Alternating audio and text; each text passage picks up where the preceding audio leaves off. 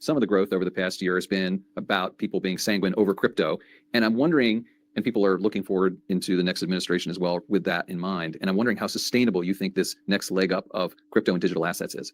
I think it's still very early in the technology adoption curve of crypto. I would say that still very, very niche. I mean, some folks have crypto as a small portion of their portfolios.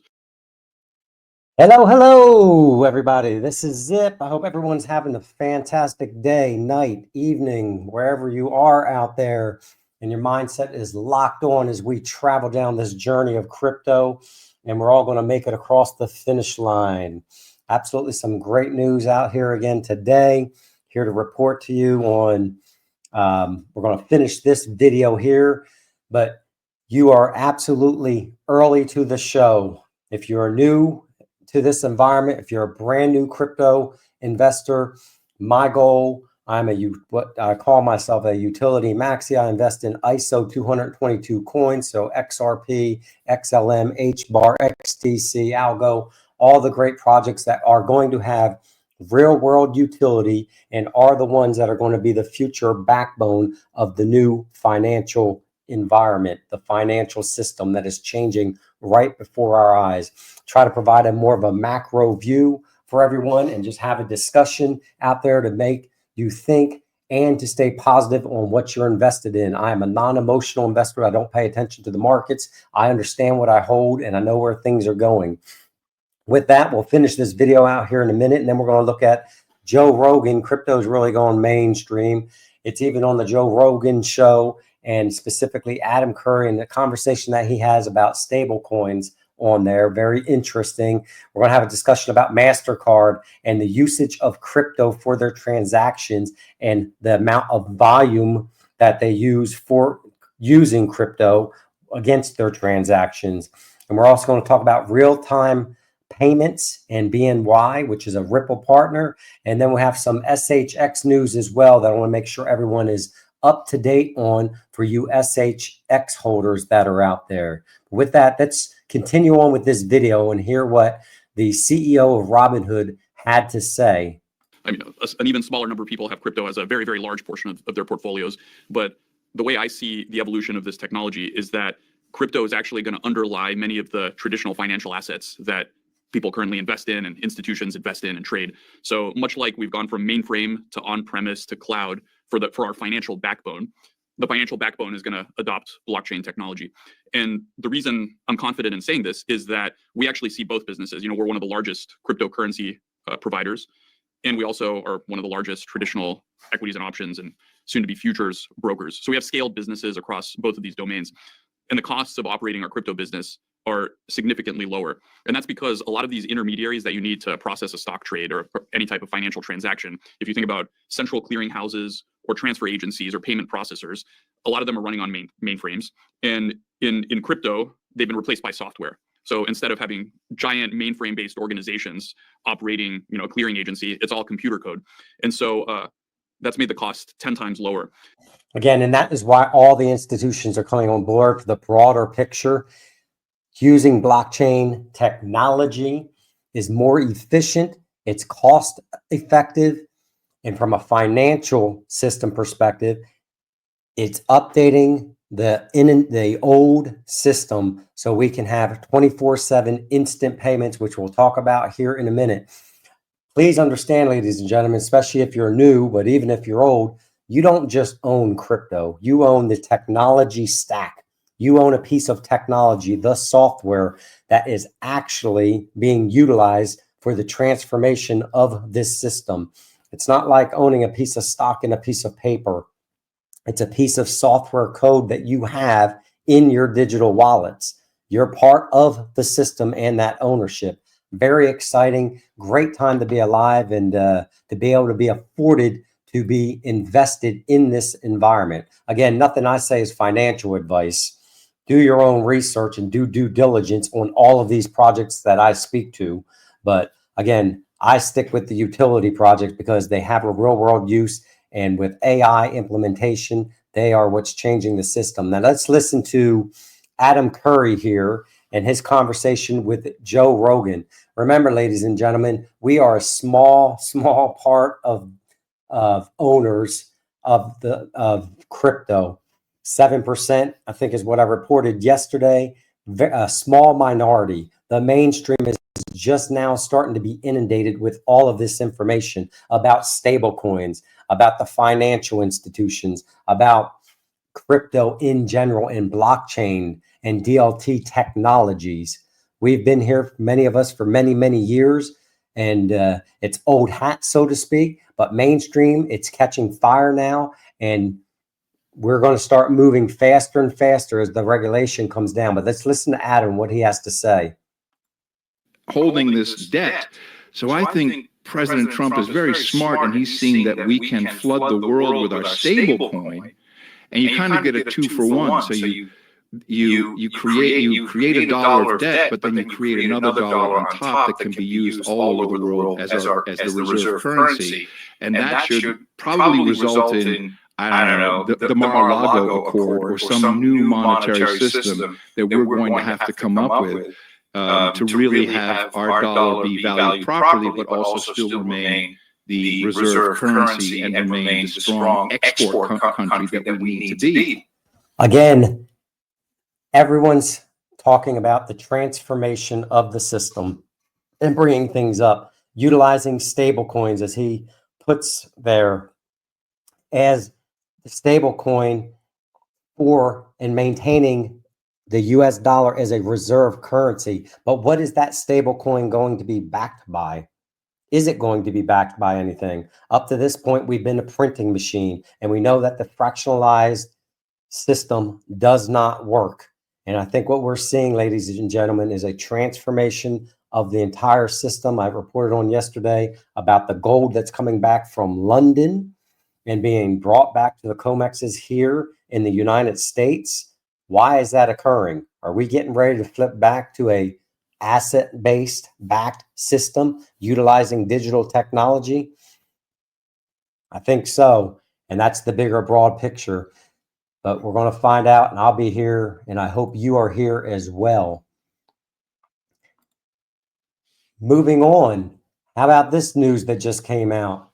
Doge is seeking for help from the public to look into fixing waste, fraud, and abuse relating to the SEC. Oh my, what a wonderful world it is. And are these the most exciting times as Doge is going through all the agencies and the interagencies and evaluating where our money, our hard-earned tax dollars, are going. And we know in your heart, I believe most of you know, it's going for nothing. It's been wasted. It's been fraudulently spent. And now they're going to one of our favorite folks and agencies, the SEC. And who knows what they're going to uncover there. But interesting times, very fun to watch. And again, if you have anything to report, I don't know, maybe the abuse like the SEC following the lawsuit against Ripple, maybe you should submit that to them. But exciting times, and this just came out, and cannot wait to see what happens with this. Greatest time to be alive. Smoke always dropping that crazy information there. Excellent information out there. So how about this? 30% of Mastercard transactions are now tokenized. 30%. So I went out on the Google files here and tried to do some research. And how many transactions does Mastercard produce a year? $776 billion worth of transactions. And they are now tokenizing 30% of that. That's $53 million that have been tokenized using cryptocurrency, blockchain technology. And again, guess who they're partners with? Ripple. All these things tie together, ladies and gentlemen. I'm trying to provide a broad view and just remind you some of this information is older, but they're not only a partner with Ripple, but if you're a Stellar owner or asset owner, they're a partner with Stellar as well. This came out a few months ago, but Stellar joins the Mastercard crypto credential ecosystem to unlock verified interactions across public blockchain networks. Everything is changing right before our eyes. Everybody's jumping on board, and a lot of these ISO 222 projects, real world projects with utility, are being utilized to change the system all over the place. BNY, another Ripple partner, what they do recently, BNY has sent the largest instant payment in US history, 10 million, following transaction limit increases.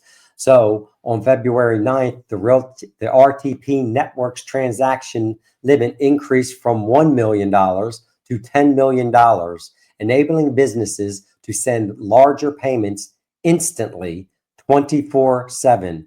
And that's where we're going to, so we can send money all the time, 24/7, and not have to wait for the banks to be opened on a Monday or whenever the case may be, if we want to send large distributions of money.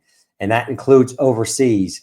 This landmark payment from ComputerShare highlights the growing demand for higher value instant payments, providing a seamless alternative to traditional wire transfers and checks. The old system, the clunky system, the system that costs us lots of money. We're moving to a rich environment that to help with a fast-paced economy. Currently, over 285,000 businesses rely on the RTP network each month to send and receive payments. Again, the financial system growing right before our eyes, and we hold the assets, the technology that is transforming that old system. And keep in mind, remember BNY when they were at Davos and what BNY's CEO had to say about the coming years and where the crypto, where he believed everything would be leading towards. You sounded optimistic about crypto when we talked. Are you more optimistic now based on who the Trump administration is? We may have a crypto czar now. We seem like crypto regulations will be looser. And does BNY want to play a role in the community?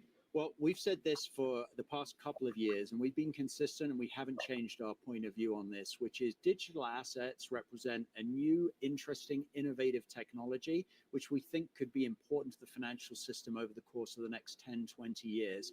Exactly the twists and turns along the way, we'll have to see. But we've been investing. We've got the ability to custody crypto assets, digital assets, but also we're looking into the interesting smart contracts, ledger capabilities that the underlying technologies represent. And so we think there's an interesting future here, but AI as well. Remember, it's not just about digital assets. It's about how does technology get applied to make the financial... Again, application of technology, blockchain, AI, integration into the financial system. All the big boys are on board. All this information is coming out at breakneck speeds, faster and faster. It's coming. Now, this was interesting from Watcher Guru. Just in, 725 billion asset manager Bernstein says the US government could sell some of its gold reserves to purchase Bitcoin. Well, I guess they could, but would they want to do that? And with the administration that we have up there now, Scott Bessent at Treasury, let's just get a take of maybe what he thinks about Bitcoin as far as whether it's risk on or risk off. Why I find myself constantly sort of, rolling my eyes when people mention Bitcoin. Gold can be a risk off and a risk on asset. Bitcoin is a risk on asset. So Plot that shot of Bitcoin against Tesla up until recently. Again, he deems Bitcoin as a risk-on asset, meaning that it's volatile and it could lose its, value, which it does. I don't see why the U.S. would sell gold to invest into Bitcoin. My personal opinion, and it appears that Scott Bessent holds that opinion as well. Gold is God's money, and it's been here and been valued since the dawn of creation, and is considered as the fundamental storage of value. And we've seen what is going on with gold. I reported yesterday, all of this gold coming back from London, back to the US, And what's going on with that and the underlying theme there is it appears that we're getting ready for something absolutely huge. And I don't know exactly what it is, but could we be going back to a gold standard? I think so. I think that's where we're going, ladies and gentlemen. And that's Zip's opinion, but take it for what you want. But again, do your own research and do a little deep dive on gold and see what you find out. Put it in the comments for me. All right. SHX News. So again, another one of these projects that I absolutely love. They've been growing very, very quietly below the fold, so to speak. And we now have governance framework that is official with SHX. So what does that mean? We're going to listen to Sean Bennett here in a minute, and I'll let him explain it. But basically, we as holders, now we have a vote in what goes on within the SHX environment. Very exciting to see this. Again, promises made, promises kept. They came out with this conversation for their roadmap back in December of 2024 when they outlined what was going to go on in 2025. And one of the things was the establishment of governance. Another one of the things that we'd be looking for is the establishment of an escrow, because they said that was on the roadmap as well. And then we're looking for big exchanges and big partnerships to come out this year. So again, SHX is growing, exciting, but let's hear what Sean has to say about governance and what it means to us as holders if you did not understand. What happens when a community gets the power to shape its own future? Well, we're about to find out. Hi everyone, I'm Sean Bennett, co-founder and CTO of Stronghold. The results are in, and I'm thrilled to share what this means for all of us. This wasn't just another proposal, it was about laying the groundwork for how the SHX community makes decisions from here on out. Think of it as the community's constitution, a framework that defines how we'll shape the future of SHX together. The new governance rules give real power to the community. Every SHX token now equals a voice in the decision-making process. Big changes will need a 2/3 majority to pass, while day-to-day decisions only need a simple majority. To ensure broad participation, at least 25% of active tokens must join in for major votes. Here's how it works. It all starts with open discussions, moves through draft proposals, and ends with binding votes.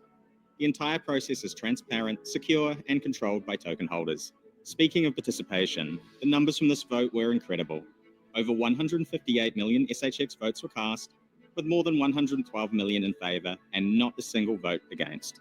This shows how united we are in our vision for the future of SHX. Starting in Q1 2025, this new system will change the way we make decisions. It's not just about voting, it's about ensuring every voice matters and every decision is made transparently and with. Again, transparency and your vote matters. If you are an SHX holder, your vote absolutely matters now, and you get to be part of the future decision for that blockchain. Very exciting times. And again, if you haven't looked into SHX, I put a couple videos out on SHX, but do a deeper dive on that. And again, not financial advice, but I believe this is one of the stronger projects that are just building so quietly on the Stellar network. And yeah, looking forward to exciting things here in 2025 as we all thrive in 2025 as we walk through this journey of crypto. And I try to bring you the latest and updated information and do some deep dives on other projects. But again, keep your mindset straight, be positive, understand what you hold, look at the macro view of what is going on in the world and how that applies to our assets that we hold. And until next time, Zip is out.